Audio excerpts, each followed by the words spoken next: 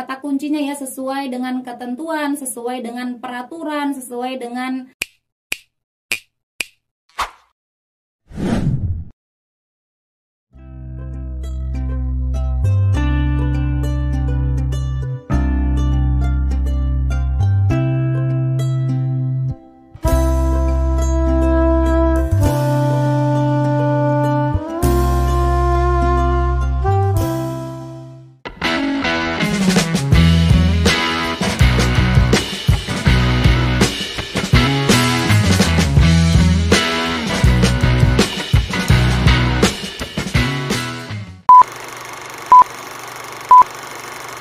Assalamualaikum warahmatullahi wabarakatuh. Terima kasih karena kalian sudah klik video ini. Selamat datang di channel aku. Salam kenal, aku Lili Hernawati.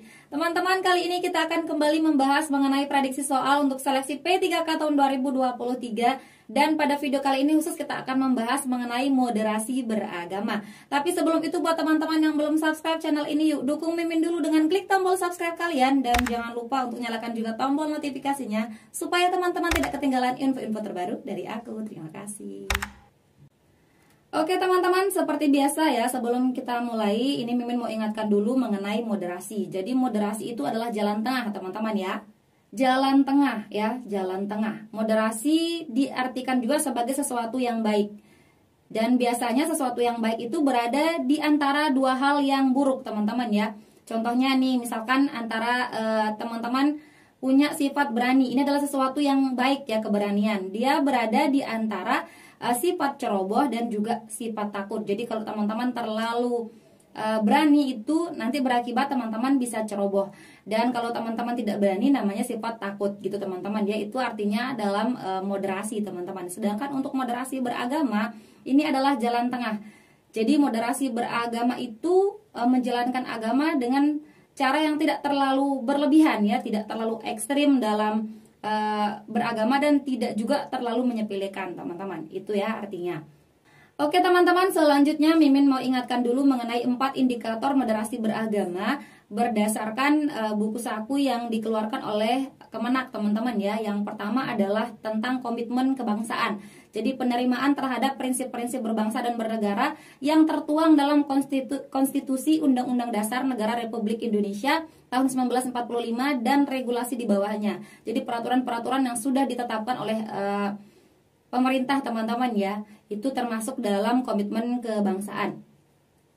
Kemudian selanjutnya adalah toleransi, yaitu menghormati perbedaan dan memberikan ruang orang lain untuk keyakinannya.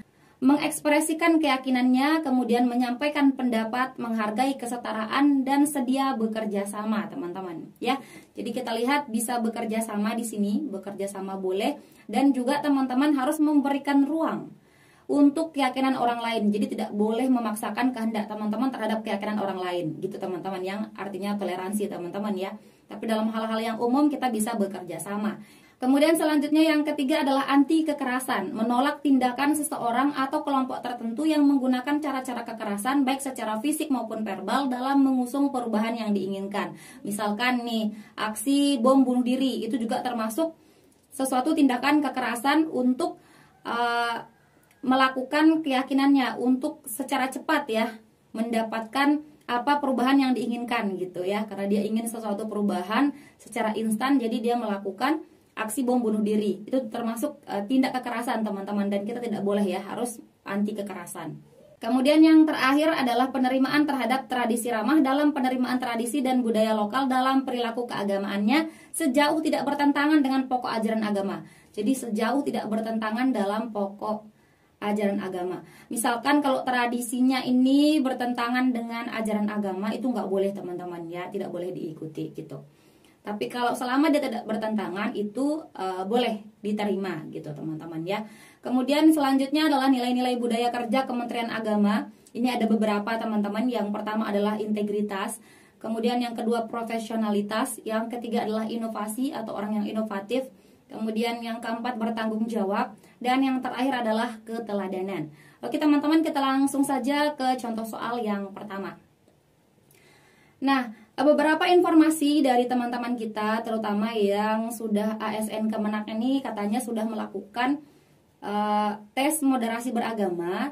Jadi bentuknya itu adalah memilih beberapa pernyataan yang sesuai dari banyak pernyataan yang disediakan. Misalnya seperti ini ya, pilihlah 2 dari 4 sikap di bawah ini yang menurut Anda mencerminkan sikap Anda dalam menjalankan nilai budaya kerja Kementerian Agama pada aspek inovasi. Itu teman-teman ya.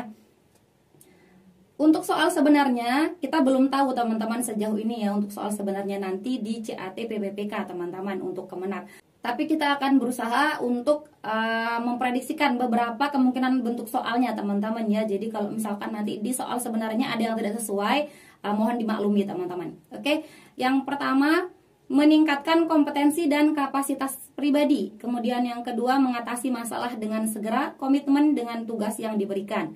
Yang ketiga menerima reward dan punishment sesuai dengan ketentuan. Dan yang keempat, bersikap terbuka dalam menerima ide-ide baru yang konstruktif. Silakan teman-teman pilih 2 saja ya. Pilih 2 saja, silakan di pause dulu. Oke, jika sudah kita akan jawab bersama teman-teman ya. Kita lihat inovasi. Inovasi ini orang yang inovatif.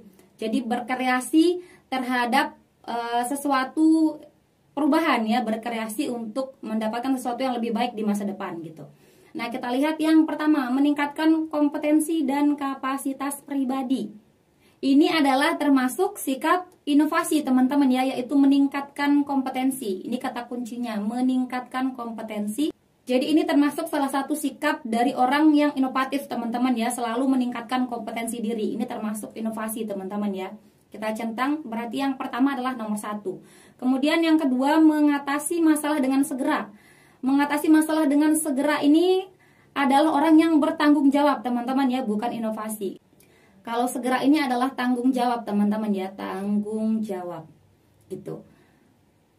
Kemudian yang ketiga, menerima reward dan punishment sesuai dengan ketentuan. Ini sesuai dengan ketentuan, kata kuncinya ya, sesuai dengan ketentuan, sesuai dengan peraturan, sesuai dengan SOP. Itu termasuk orang yang profesional teman-teman ya, profesional, karena sesuai dengan apa yang tertulis dalam peraturan itu termasuk profesional ya. Kemudian berarti yang sisanya yang nomor 4.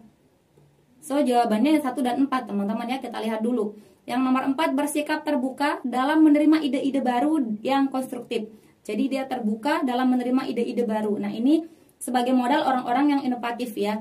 Jadi dengan menerima ide-ide baru, dia mampu untuk berinovasi ke depannya, teman-teman. Ini jadi jawabannya yang 1 dan 4, teman-teman ya. Kita lanjut ke soal yang nomor 2. Assalamualaikum teman-teman. Buat teman-teman yang mau ikut seleksi PPPK Kementerian Agama, aku mau rekomendasikan e-book prediksi soal moderasi beragama nih. Soalnya aku susun dengan 2 format, yaitu pilihan ganda dan pilihan sikap dari beberapa pernyataan berdasarkan 5 tingkat bobot penilaian dari Kemenak. E-book ini terdiri dari prediksi soal yang aplikatif yang disusun berdasarkan buku moderasi beragama yang diterbitkan oleh Kementerian Agama dan referensi lainnya. Tentunya dilengkapi dengan kunci jawaban dan pembahasan yang terperinci. Yuk segera diorder, terima kasih. Nah, nomor 2 ini saya berikan bentuk soal yang pilihan ganda teman-teman ya, dari A sampai E. Karena ada 5 penilaiannya, jadi kemungkinannya bisa juga dengan pilihan ganda teman-teman ya. Kita coba saja dulu ya.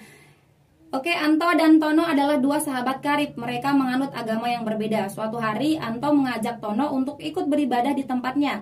Jika Anda adalah Tono, maka tindakan Anda adalah A. Mengikutinya sebab dia adalah teman saya. B. Tidak mengikutinya sebab keyakinan saya menolak hal tersebut. C. Saya minta waktu untuk berpikir. D. Saya hanya menunggu di depan pintu. Atau yang E. Saya meragukan Anto sebab ingin menjerumuskan saya. Silahkan coba teman-teman pause dan coba dijawab. Jika sudah, kita akan jawab bersama ya. Di sini Anto dan Tono ini 2 sahabat ya, tapi inti masalahnya di mana sih? Anto mengajak Tono ikut beribadah di tempatnya, ikut beribadah ya, ikut beribadah. Padahal agama mereka berbeda. Nah, tindakan Tono bagaimana seharusnya ya kalau Anto mengajaknya? A. Mengikutinya sebab dia adalah teman saya. Nggak boleh teman-teman ya, meskipun dia teman Anda tidak boleh menyalahi pokok ajaran agama Anda ya. Kalau terkait beribadah, tidak boleh Anda, misalkan agama teman Anda lain, Anda ikut beribadah. Padahal dia caranya pasti berbeda, gitu ya. Keyakinannya berbeda, itu tidak boleh, itu menyalahi pokok ajaran agama ya. Itu termasuk bukan toleransi, teman-teman. Oke. Kemudian tidak mengikutinya sebab keyakinan saya menolak hal tersebut. Ini baru benar ya, tidak mengikutinya. Karena apa? Karena keyakinannya menolak. karena pokok ajaran agamanya tidak sesuai, teman-teman. Kemudian saya minta waktu untuk berpikir, jangan, ini poinnya kemungkinan 3 ya, karena dia mengulur waktu, kemudian 50-50 ya antara menerima dan tidak. Kemudian saya hanya menunggu di depan pintu. Ini tidak usah juga ya, karena di soal disebutkan Anda diajak untuk ikut beribadah, gitu ya.